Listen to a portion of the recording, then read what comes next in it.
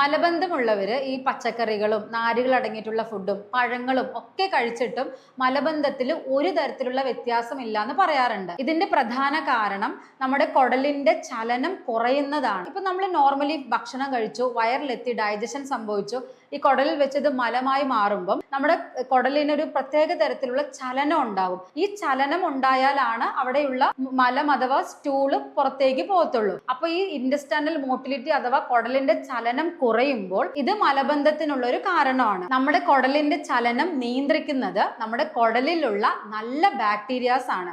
അപ്പൊ നല്ല ബാക്ടീരിയാസിന്റെ അളവ് കുറയുമ്പോൾ ഇത് കോൺസ്റ്റിപ്പേഷൻ ഉണ്ടാക്കാനായിട്ടുള്ള ഒരു പ്രധാന കാരണമാണ്. അപ്പൊ ഇത് നമുക്ക് മാറ്റാനായിട്ട് ഈ പറഞ്ഞ പോലെ നാരുകൾ അടങ്ങിയിട്ടുള്ള ഭക്ഷണങ്ങള്, പച്ചക്കറികള്, പഴങ്ങള് ഇത് കഴിക്കുന്നതിന്റെ കൂടെ തന്നെ പ്രോബയോട്ടിക്സ് അടങ്ങിയിട്ടുള്ള ഭക്ഷണങ്ങളും നമ്മുടെ ഭക്ഷണത്തിൽ ഇൻക്ലൂഡ് ചെയ്യാം.